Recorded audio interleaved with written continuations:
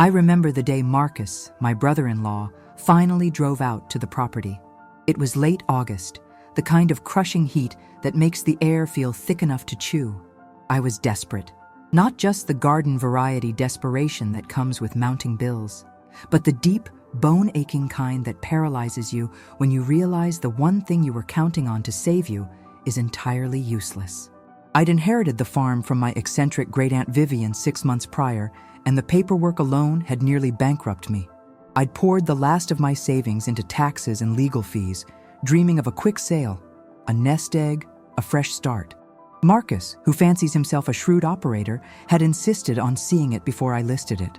He walked 10 feet past the rusted gate, shielded his eyes from the unforgiving midday sun, and delivered the verdict that felt like a punch to the stomach. It's just weeds, man. 100 acres of sun-baked, useless weeds, and a dilapidated shack. He said it with a kind of clinical finality, the pity in his voice far more painful than outright mockery. He'd driven an hour and a half out of the city, wearing spotless loafers that were now dusty, just to confirm my worst fear. The acreage, located miles past the point where the cell service died, was utterly unsalvageable in his estimation. The house, if you could call the rotting structure a house, had been condemned decades ago. The fields were choked with aggressive, thorny vegetation, and the only water source, an old well, was bone dry. I had pictured rolling green hills, maybe a charming, fixer-upper cabin. What I got was a liability, a massive silent drain on resources I no longer possessed.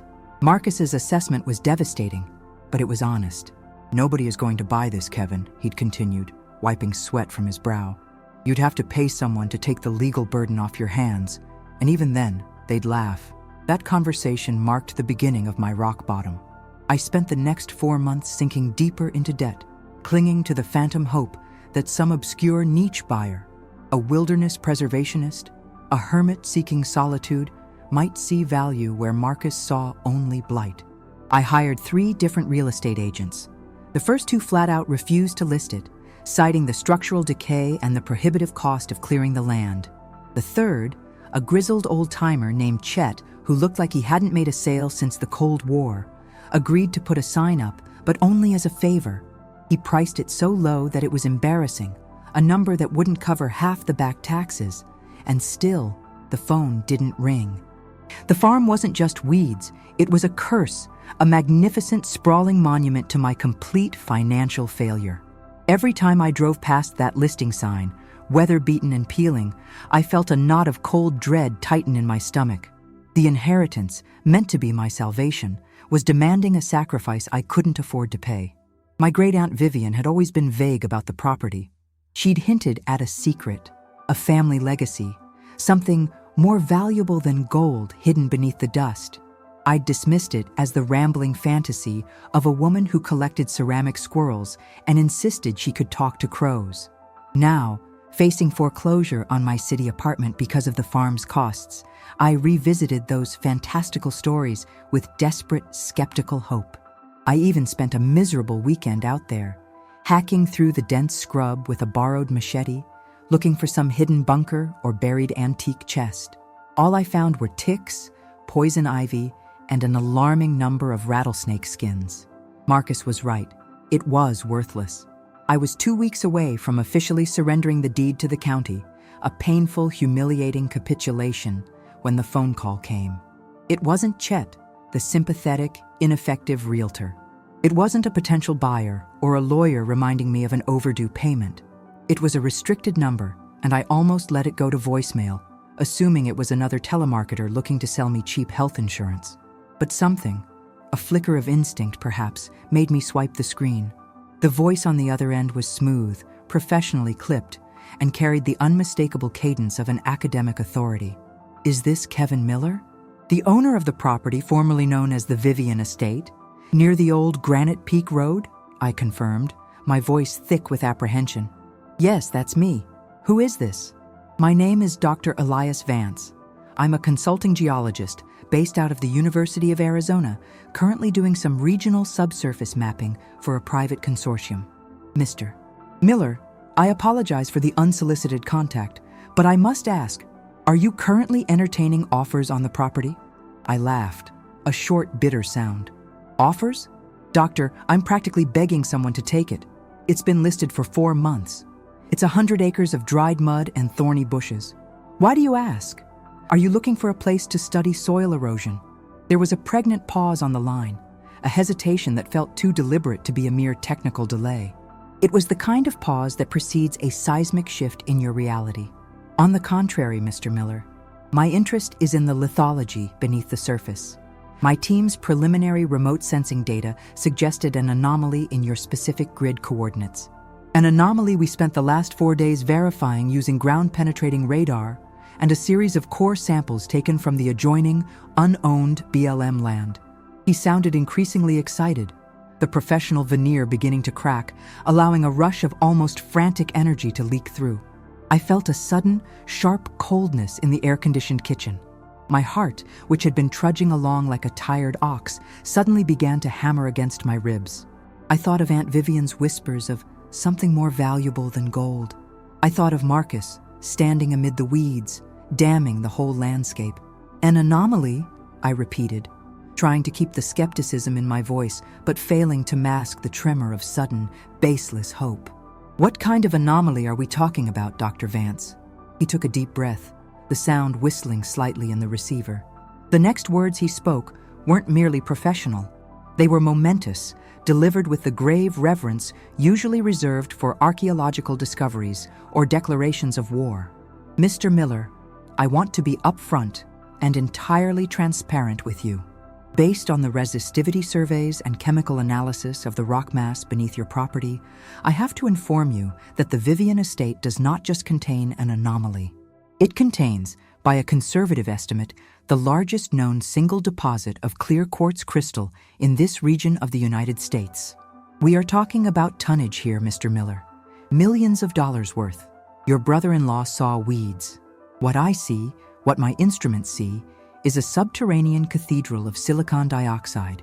You have the region's largest crystal deposit. The final sentence hung in the air. Heavy, impossible, and utterly life-changing. My knees felt weak. The worthless cursed farm was suddenly a vault. Everything Marcus had said, everything the realtors had claimed, was a lie built on the surface appearance of a treasure hidden deep beneath the dirt. This was no longer about paying the bills. This was about navigating a wealth I hadn't dared to imagine. But the geologist's urgency, his lack of preamble, felt too sharp, too immediate. Why call me directly? Why not go through the county records or a land office? That urgency, I realized, was the first hint of the complex, dangerous game I had just been drafted into. I gripped the phone, staring blankly at the stack of overdue bills. The weeds had just turned into pure diamond potential, and I knew, instinctively, that the real problems were just beginning. The first rule of finding a massive hidden treasure is that you never find it alone, and Dr. Vance, with his frantic, calculated honesty, was proof of that. His next statement sealed the fear. We need to meet, Mr. Miller. Today, before anyone else puts the pieces together. Today? I heard myself ask, my voice sounding foreign and thin, like it belonged to a very nervous, very poor man who had just been told he held a winning lottery ticket that might also spontaneously combust. Doctor, it's 3:30 in the afternoon. Where are we supposed to meet? The stack of overdue bills blurred slightly on the counter, instantly transformed from symbols of my failure into crude reminders of the time I had nearly thrown away millions. Dr. Vance didn't hesitate. The Golden Diner, 2 miles off the 101, near the county line. I'll be there in 45 minutes. I'll be wearing a dark blue sport coat and holding a copy of the American Journal of Science. You'll recognize me. The precision of his instructions, the exact location, the clothing, the literary prop, underscored his seriousness, yet the secrecy felt utterly cinematic, out of place in my mundane, debt-ridden life. He wasn't suggesting a casual coffee. He was arranging a clandestine transfer of life-altering information. And Mr. Miller, he added, his tone lowering to a conspiratorial whisper, tell no one about this call, especially not the real estate agent, and absolutely not your brother-in-law. Until we have a strategy, absolute silence is our most valuable asset. I agreed, hung up the phone, and stood in my kitchen, a man who was simultaneously richer and more terrified than he had been 5 minutes earlier. The adrenaline rush was so intense, I felt physically ill. Marcus's voice echoed in my mind. It's just weeds, man. And yet, beneath those useless weeds lay a colossal, silent fortune. I grabbed my car keys, my movements shaky, but driven by a sudden, primal need to understand the scale of the game I was now playing. The drive to the Golden Diner was a blur. 40 minutes spent rehearsing questions and fighting the urge to pull over and check the property boundaries on a satellite map. I saw the world differently now. Every patch of dusty roadside, every unremarkable hill now looked like a potential covering for unimaginable wealth. Dr. Vance was exactly where he said he'd be, tucked into a vinyl booth in the back corner of the diner, sipping a lukewarm coffee. He looked younger than I expected, late 40s, with intense, focused eyes behind wire-rimmed glasses. The journal was resting beside his plate. He didn't offer a handshake, just gestured for me to slide in opposite him. "Thank you for coming, Kevin," he said, skipping the formalities entirely. His voice was low, careful, betraying an underlying anxiety. He didn't waste time on small talk. He immediately opened a worn leather satchel and pulled out a series of laminated printouts, geological survey maps, cross-sections, and spectral analysis reports. They were all covered in cryptic colored lines and annotations. "This is a detailed resistivity map," he explained, tapping a point on a large diagram that showed my 100-acre property overlaid with a grid. The deep blue and purple areas are high resistivity, indicative of extremely dense, non-metallic, non-porous crystalline structure. "See this mass?" His finger traced a massive, undulating purple shape beneath the center of my acreage. "This isn't just a vein or a pocket. This is a massive lens, an igneous intrusion that cooled under specific pressure conditions. The seismic data suggests it's at least 60 feet thick in its densest part, starting roughly 150 feet below the surface. We are talking about high-grade, optical-quality quartz." My mind struggled to process the technical jargon. I stopped him. "Dr. Vance, slow down. Quartz is sand, right? It's everywhere. What makes this optical-quality quartz worth millions?" He leaned forward, his voice dropping another octave. "Purity, Kevin. Clarity. The absence of inclusions, fractures, or lattice defects. Standard quartz is used in construction aggregates. Industrial-grade quartz is used in common electronics. Optical-grade quartz, especially in these quantities and this monolithic structure, is critical for high-end applications. Precision optics, specialized microchips, resonators for advanced military technology, even synthetic diamond production. What you have is an entire subsurface mountain of raw material that bypasses all the costly intermediate refining stages. Our most conservative estimate," he paused again, letting the number sink in, "is that the accessible deposit holds a minimum gross market value of $55 million. That figure assumes standard bulk extraction rates and current wholesale pricing for high-grade material. It could be double that if the purity holds up deeper down." The number $55,000 sat between us on the diner table, heavier than the entire geological deposit he was describing. It was a ludicrous sum, more money than I could spend in 3 lifetimes.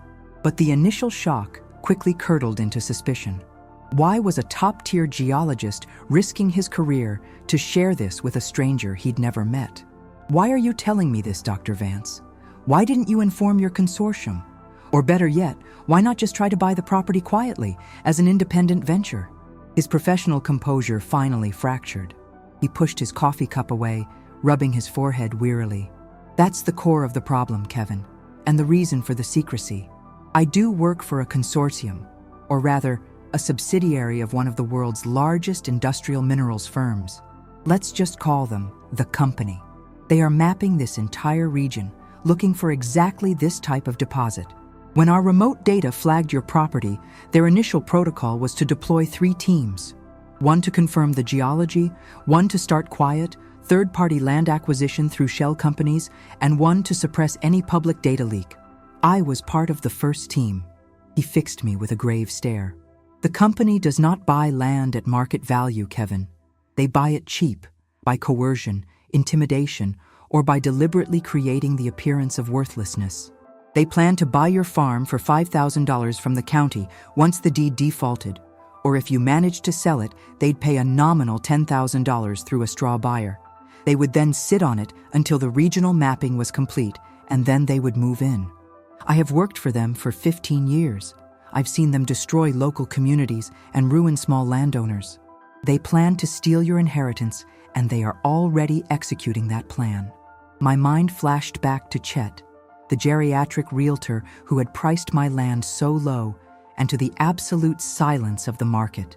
Had the company been subtly discouraging bids? Were they the reason my property, despite its laughable price, hadn't moved? The sudden realization that my financial distress had been engineered was terrifying. "So, you're a whistleblower?" I asked, the words barely a whisper. "Doctor." Vance shook his head, a wry, tired smile crossing his face. "Not entirely. I'm a pragmatist. I want the research credit, and I want a cut. They would give me a paltry bonus. You, however, could make me a very wealthy man and still retain the vast majority of your fortune. We are partners now, Kevin, whether you like it or not. I give you the proprietary geological data, my freedom, and perhaps my life, and you give me 10% of the net profits from the sale of the deposit. Not the land, the mineral rights. I've already put myself in deep water by contacting you." He pulled out a small, folded map, not the technical one, but a simple property diagram. "The company is moving faster than I anticipated. They just filed a preliminary environmental impact survey request, a prerequisite for eminent domain action, on the property immediately south of yours. They are establishing a perimeter. In 2 weeks, they will likely move to acquire your deed when the foreclosure process completes. We have a small window, Kevin. We need to secure the deposit, not the land, but the mineral rights. And we need to do it without an official survey, because the moment this number, $55 million, is officially tied to your deed, the legal vultures will descend." He slid a heavy metal object across the table, a short, cylindrical core sample encased in a clear acrylic tube. It was heavy, ice cold, and filled with the clearest, most perfect, crystalline structure I had ever seen. It looked like frozen water, impossibly pure. "This is from the boundary of your land. Proof. Now here is our first move, and it has to happen tonight." His eyes were hard, serious. "You need to change the appearance of that property immediately. Make it look like you're starting a different kind of venture entirely. Something aggressive, visible, and useless. If they think you're drilling for quartz, they'll sue. But if you're suddenly and conspicuously, say, starting a fish farm, a private landfill, or even a bizarre amateur rocket launch facility, anything that complicates their immediate acquisition and future mining plans, it buys us time. The more chaos, the more legal headache you create on the surface, the safer the treasure is beneath it. Tonight, you drive back to the farm, Kevin, and you start digging a very obvious, very large, and very meaningless hole. Make it look like you're mad. Make it look like Marcus was right. The sheer audacity of the plan, to fight a corporate titan by performing a theatrical act of utter lunacy, was staggering. But I held the cold, crystalline core sample in my hand, and the weight of $55 million was impossible to ignore. I had to choose: trust the rogue geologist or surrender to the weeds. I drove away from the Golden Diner with a core sample, $55 million of solidified light, riding shotgun in my passenger seat. The reality of the situation was a constant, dizzying oscillation between giddy disbelief and paralyzing terror. Marcus had driven 2 hours to tell me the land was worthless, but Dr. Vance, a total stranger, had just handed me a secret worth more than the GDP of a small nation, and told me I had to pretend to be a lunatic to protect it.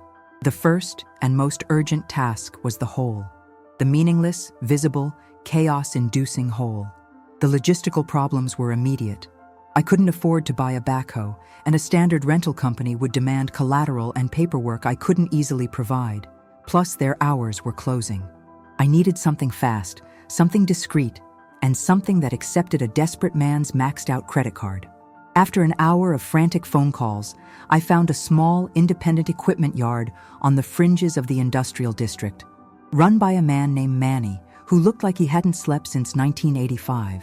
I told Manny I was starting a highly experimental septic system at a remote site and needed a mid-sized excavator for 24 hours, cash up front, no questions asked.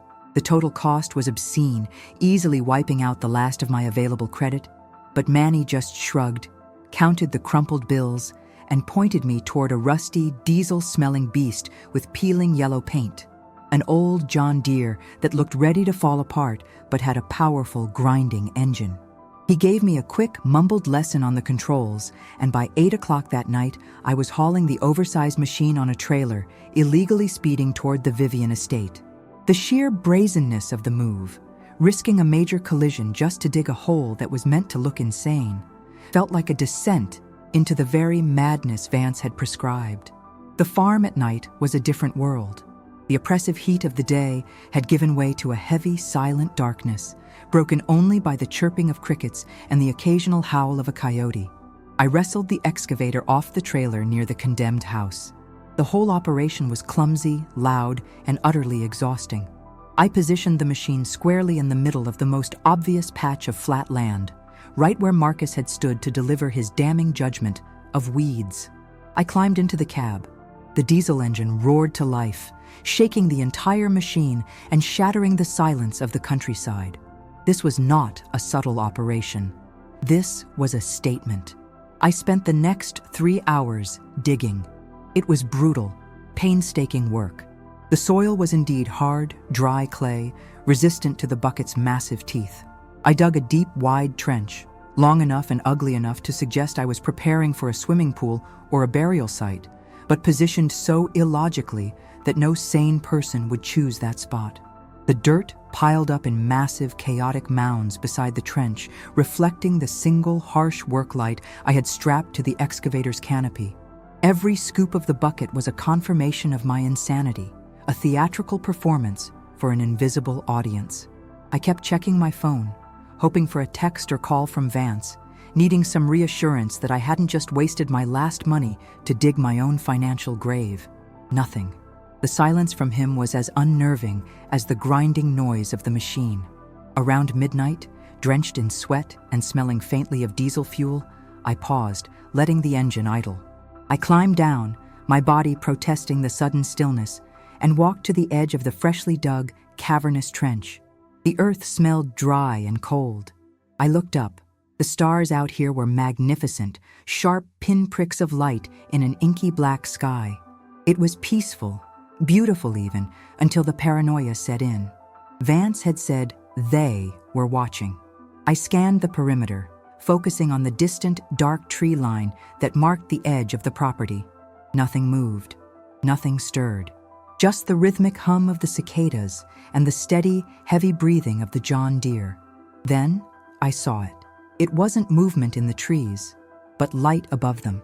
Far off, miles away, across the scrubland that led toward the highway, a quick, almost imperceptible flash, like the reflection of moonlight off glass, followed almost immediately by a second, slightly higher flash. It was too regular, too intentional to be a natural phenomenon. It was an optical signature, the brief reflection of night vision equipment or a high-powered telephoto lens. Someone, or something, was observing the Vivian estate from a hidden vantage point. The company wasn't just planning to move in. They were conducting active surveillance. My ridiculous, poorly dug, middle-of-the-night hole had just received its first review. The performance was working. The fear that had been an abstract concept became a cold, liquid certainty in my gut. I was being watched by people who knew the exact value of the quartz crystal sitting 150 feet below my feet, and who were willing to use quiet, corporate warfare to steal it. I immediately killed the excavator's engine. The sudden silence was deafening, the transition from mechanical roar to absolute quiet jolting my nerves. I waited 10 minutes, crouched low beside the rusty tire of the machine, listening intently. The flashes didn't repeat. They didn't need to. They had seen the newly dug, conspicuously large hole, and the data point, property owner is acting erratically, engaging in unspecified surface development, had been logged. My actions had complicated their clean takeover, but Vance had stressed that this was only a stalling tactic. Creating surface chaos might confuse their land acquisition team, but it wouldn't stop their lawyers. If I was being watched, they would quickly realize the hole was meaningless, and the foreclosure clock was still ticking. I needed legal armor. I couldn't use a local lawyer. The company would have ties or the connections to intimidate them. I needed someone specializing in mineral rights, land disputes, and, I hate to admit it, someone willing to operate in the gray area between legal maneuver and outright aggression. Someone who, like Vance, operated outside the traditional system. I drove the excavator back to the trailer before dawn, covered it clumsily with a tarp, and headed back to Manny's yard, exhausted but acutely aware of the danger. Back in my apartment, I didn't sleep. I spent the remaining morning hours researching the obscure, cutthroat world of land title defense, mineral severance laws, and corporate land grabs in the Southwest. I needed a shark, and in that murky, desperate corner of the legal internet, I found the profile of Evelyn Reed, a notorious, brilliant attorney who specialized in suing major mining and resource companies. Her firm's website was minimalist, listing only a high six-figure retainer and a warning. If you don't have true leverage, don't waste my time. I had the leverage, the largest crystal deposit in the region, and now I had to figure out how to present it without spooking the lawyer or attracting even more unwanted attention. That call, I knew, would be even more critical and far more risky than trusting Dr. Vance. I reached for my phone, my fingers hovering over the contact form, preparing to dial the one person who could transform my madness into a calculated legal defense. The clock was ticking, and the game had just moved from the dirt to the courtroom. Evelyn Reed's office was not what I expected. Instead of a high-rise view overlooking the city, it was a low, modernist building tucked away in a quiet, heavily guarded industrial park. The reception area was stark. Polished concrete floors, a single piece of abstract metal sculpture, and a receptionist who looked like she could dismantle a grenade blindfolded. When I was finally ushered into Evelyn's private office, I found her sitting behind a vast, impeccably clean black desk. She was sharp, impeccably dressed, and had the kind of eyes that missed absolutely nothing. Her presence alone felt like a judgment on my dusty clothes and my rising sense of panic. "Mr. Miller," she said, her voice dry and devoid of warmth. "My assistant tells me you have a property dispute involving a rural parcel and a large industrial minerals corporation. She also mentioned you are on the brink of foreclosure. I want to be perfectly clear. My retainer is $500,000, and I charge $1,500 an hour. If this is a standard boundary line squabble, I suggest you retain a local attorney." I took a deep breath, clutching the small, padded briefcase that held the core sample and Vance's most critical reports. "It's not a squabble, Ms. Reed. It's a high-value theft attempt, and I don't have $500,000 for a retainer, but I do have leverage. And that leverage is worth $55 million, minimum." I opened the case, retrieved the clear acrylic tube containing the flawless quartz core sample, and placed it gingerly on her desk. Evelyn didn't move.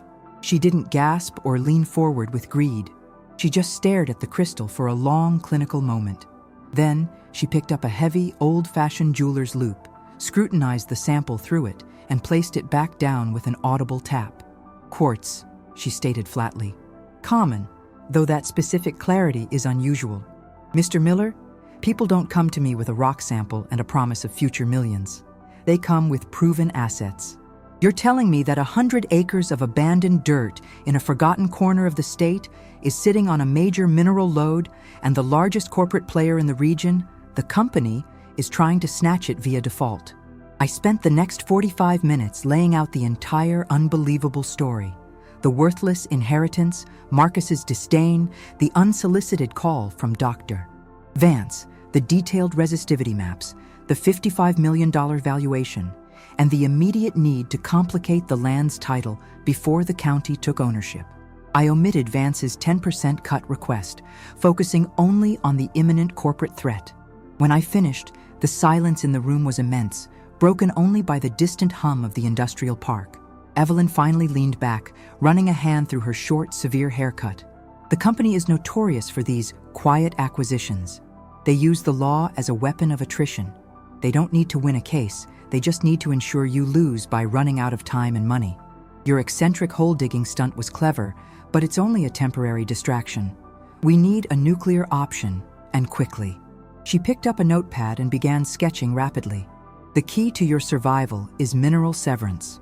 In most states, the mineral rights, what lies beneath the surface, can be legally separated from the surface land rights. If we can execute a complex filing right now, formally declaring the mineral estate and severing it from the surface deed before the county finalizes the foreclosure, you save the $55 million asset. The county can take possession of the weeds and the rotting shack, but the company gets nothing but the dirt. The plan was a brilliant, terrifying, legal Hail Mary. Can we do that in 2 weeks? I asked. We can, but it will require us to move mountains of paperwork and bypass several standard notification protocols, which means we will be attracting attention. We need to file an affidavit of discovery, a legal declaration that a valuable mineral resource has been located and claimed. We'll use Vance's technical data as the initial foundation. That filing costs $25,000 in fees alone, and I need a substantial down payment on my retainer to initiate the filings and assemble the defense team, because the minute that affidavit is filed, the company will respond with a lawsuit designed to bury you. How much of a down payment? I braced myself. She named a figure that made my stomach drop. $200,000. I need confirmation that you are serious and that you have the immediate resources to fight the first wave of their litigation. If you can't pay the initial fees, the company will win by default, and I will have exposed us both for nothing. I didn't have $200,000. My apartment was leveraged, my credit was maxed, and the small savings account I kept was already drained by the farm's legal fees. This required a level of financial recklessness I had never contemplated. I was literally betting my entire future, my current home, everything I had left, on a rock sample and the word of a man I had met once in a greasy diner. I agreed. I had no other choice. Evelyn nodded, a flicker of something like respect in her eyes. Good. Now, we need to address Dr. Vance. She paused, her expression hardening. I ran his name. Elias Vance is a highly respected, high-level consultant. He's also recently been placed on involuntary leave by the company. His professional reputation is being systematically disassembled. This means 2 things. 1, his data is probably very real, but 2, he is a liability. The company is actively trying to discredit him so that if your affidavit cites his research, they can easily dismiss it in court as the work of a disgruntled, unreliable former employee. We can't rely solely on his core sample. We need another one. This was the twist I hadn't prepared for. If the company was already moving against Vance, they were closer to the truth than I realized. We need independent verification, Mr. Miller. Not just data from an alleged disgruntled source, but physical, unassailable proof. You need to go back out there, today, and retrieve a second core sample from the precise GPS-verified center of the deposit Vance indicated, a sample that only you and I can account for. We will use it as a surprise element in court, a material witness that cannot be silenced or discredited.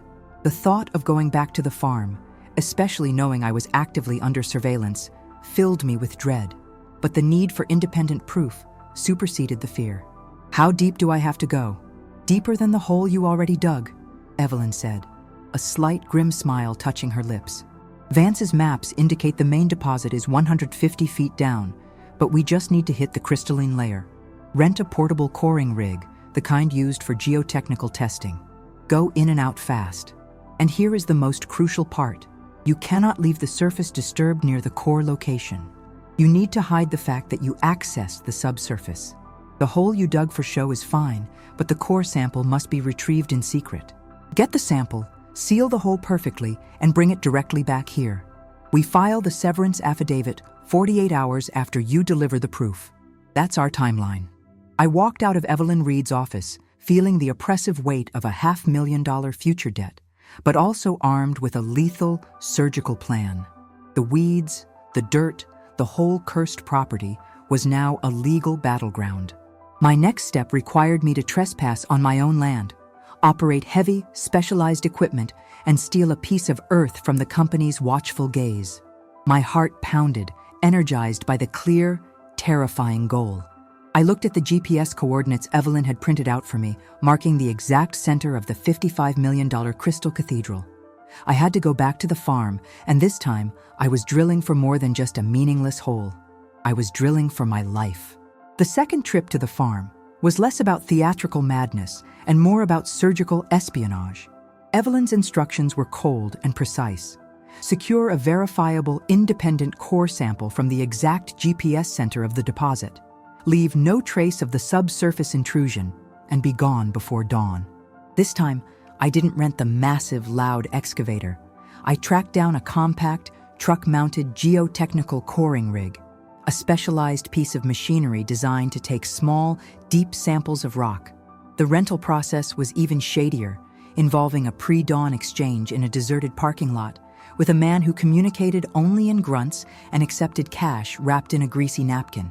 I paid a fortune for the silence and the discretion. I drove the rig out under the cloak of a moonless night, the anxiety gripping me so tightly that my knuckles were white on the steering wheel. Every shadow looked like a surveillance drone. Every set of distant headlights felt like a corporate security patrol. When I arrived at the Vivian estate, the only visible sign of my previous visit was the massive, meaningless hole I'd dug days earlier, a gaping, ugly wound in the earth that had served its purpose. I parked the rig hundreds of yards away from the hole, deep within the tangled scrub, and killed the engine. The silence was absolute, heavy with the implied threat of being watched. I was acutely aware that the stakes had doubled since the first time I was out here. If the company caught me this time, I wouldn't just be a lunatic digging a hole. I would be a thief, attempting to extract evidence of a multi-million-dollar resource they claimed was rightfully theirs. I spent an hour just prepping the site. Using the GPS coordinates Vance had provided, I located the precise drilling spot, an unremarkable patch of dry, cracked earth near an ancient, gnarled mesquite tree. The coring rig was brutal to operate. It involved driving metal rods into the ground, attaching the diamond-tipped bit, and running the hydraulic system to drill and retrieve the core.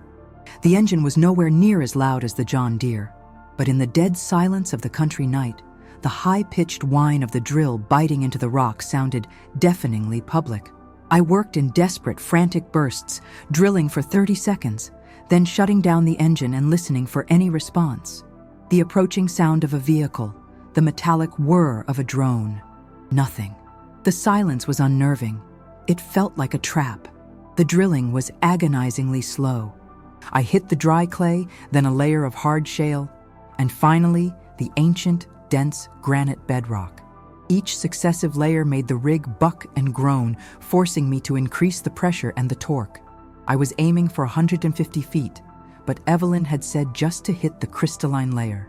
After nearly 2 hours, with my arms aching and my entire body vibrating from the machine's tireless exertion, the drill bit finally broke through the dense granite and into something distinctively different. The sound changed. The grinding shriek gave way to a smoother, lower hum, like the drill was suddenly moving through frozen oil. A surge of icy cold relief shot through me. I'd hit it. I slowly reversed the drill, praying the delicate mechanism wouldn't fail. When the final rods were retrieved, I carefully detached the core catcher. The second I pulled the sample out, the beam of my headlamp hit it, and I gasped. It was not just clear, it was flawless. It was a perfectly cylindrical column of light, a segment of solidified perfection, utterly pure, entirely distinct from the surrounding gray granite.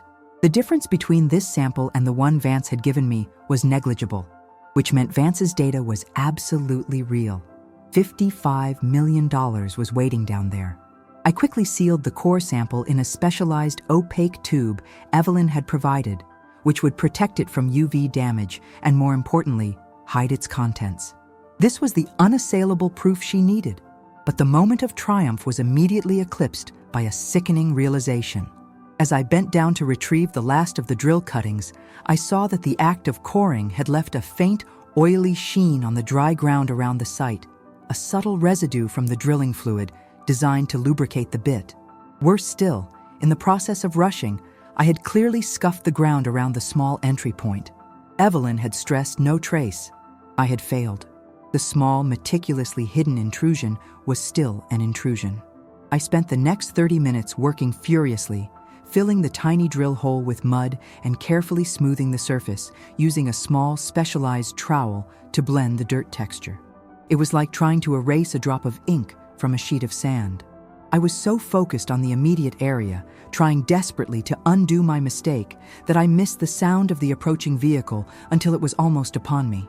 A faint glow of headlights appeared far down the long, private dirt road leading to the farm, not approaching the main gate, but coming from the parallel service road that bordered the south perimeter, exactly where Vance said the company was establishing their line. I instantly killed my headlamp, diving flat behind the heavy mass of the coring rig, my heart hammering a violent rhythm against the dry earth.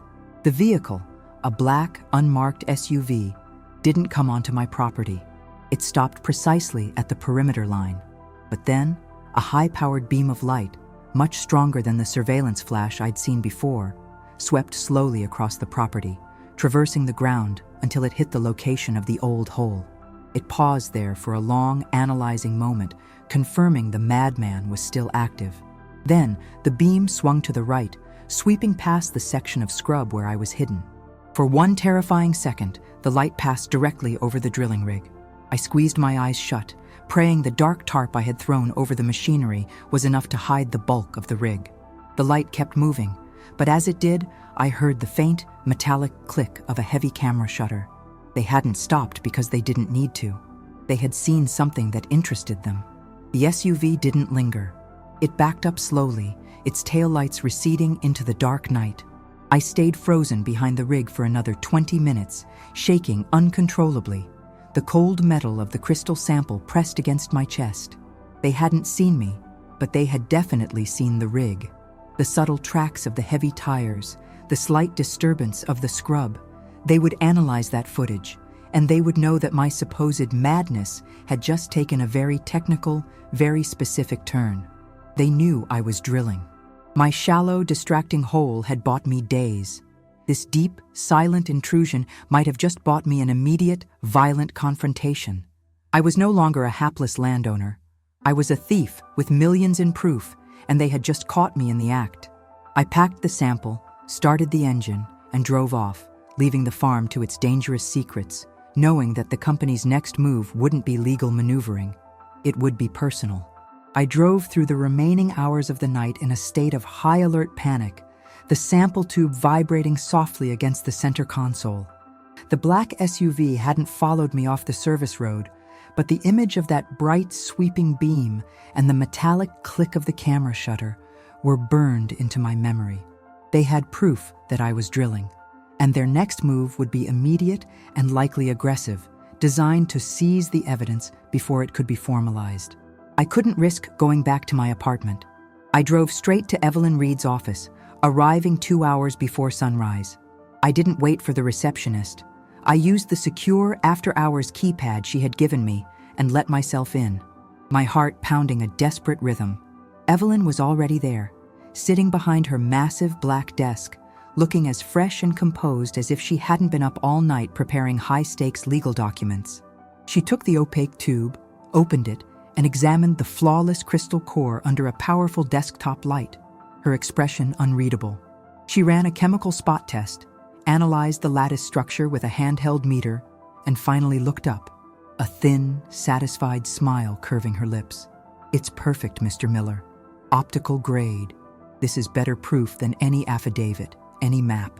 This is material evidence that cannot be refuted by calling Dr. Vance a disgruntled employee." She locked the sample in a secure, fireproof vault in the wall behind her. "The filing is ready. It's a 150-page declaration asserting prior discovery and intent to sever the mineral rights from the surface estate based on this," she gestured toward the vault, "and Vance's technical data. I will file it electronically with the county clerk at 11 a.m. That gives us 8 hours. 8 hours, I repeated, the number feeling both impossibly long and terrifyingly short. "What happens now?" "Now," Evelyn said, leaning across the desk, her eyes sharp and serious. "The company accelerates.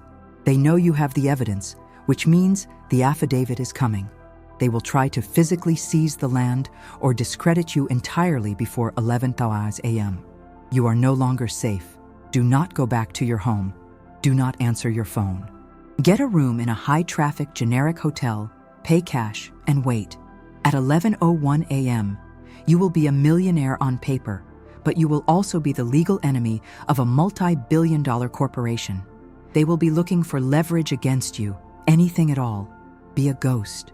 I followed her instructions, checking into a budget motel far across town, feeling the suffocating weight of paranoia settle over me. I turned off my phone, wrapped myself in a threadbare blanket, and stared blankly at the ceiling, waiting for 11 a.m. But I couldn't rest. Evelyn's words about leverage kept cycling through my mind. Leverage could be financial, legal, or terrifyingly personal. The only person who knew about the farm, knew about my financial distress, and had motive to ensure the property remained worthless was Marcus, my brother-in-law. At 10:45 a.m., unable to stand the silence, I broke Evelyn's rule. I turned on my burner phone, which I used only for Vance and Evelyn, and immediately I received a deluge of worried texts from my sister and frantic, demanding calls from Marcus. I ignored my sister, but I opened Marcus's texts. They weren't typical concerned brother-in-law messages. They were pointed. "Kevin, what the hell is with the tractor rental? The company that owned the land next to Aunt Viv's called, asking about the weird digging. They said they heard you're losing your apartment. Don't be an idiot. Sell it to the county. Move in with us." The chilling part was the wording. The company that owned the land next to Aunt Viv's. That was the company, subtly checking on me through Marcus. I dialed him, needing to hear his voice, needing to know. "Marcus, what did they ask you exactly?" "They?" His voice was jumpy, defensive. "The people at the HOA. Look, Kevin, I just told them you were going crazy, trying to dig a pond or something. They were asking if you'd paid the back taxes. I told them you were practically broke, just trying to help. Don't worry about it. Just drop the deed.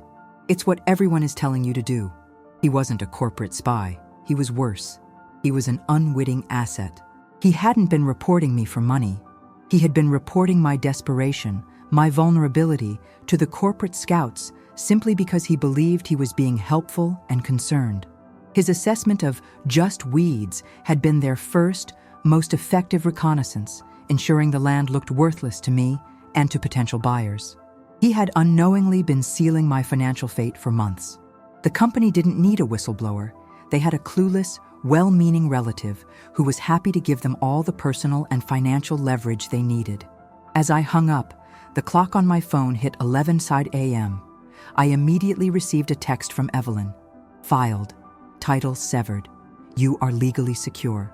Relief, pure, unadulterated, blinding relief, washed over me. I had survived. The $55 million was mine, legally protected. But the victory lasted only a second before the true price of that victory became brutally clear. The motel room door exploded inward, ripped from its hinges with a sickening crunch of splintered wood and shredded metal. 3 large men in dark, tactical clothing, not police, not legal agents, but private muscle, rushed the room. They weren't looking for the core sample. They knew it was gone. They were looking for me. The company had immediately moved to secure their human leverage. I vaulted over the bed, smashing the window with my shoulder, the glass shattering outward onto the gravel parking lot. I landed hard, rolling onto my feet, the cold air hitting my face. The sounds of their heavy boots crashing through the room were inches behind me. I scrambled into my car, the engine roaring to life with a desperate key turn. As I peeled out of the lot, tires screaming a protest, I looked in the rearview mirror. The 3 agents were standing in the shattered doorway, watching me go. They didn't chase. They didn't need to. They now knew where I was, what I had done, and who I was. I was technically, legally, a multimillionaire, possessing the rights to a geological deposit of unimaginable purity. The weeds were gone, replaced by a crystalline cathedral. But the price of that discovery was my life as I knew it. The game hadn't ended with the filing. It had just moved into the truly deadly phase. I was on the run, hunted by a corporation that knew the legal system wouldn't stop me, so they had sent in the only thing that could. I had the treasure, but the company had the knowledge, the power, and the willingness to use brute force. The farm was saved, but I was lost. My brother-in-law had called it weeds, but what I had found was a battlefield.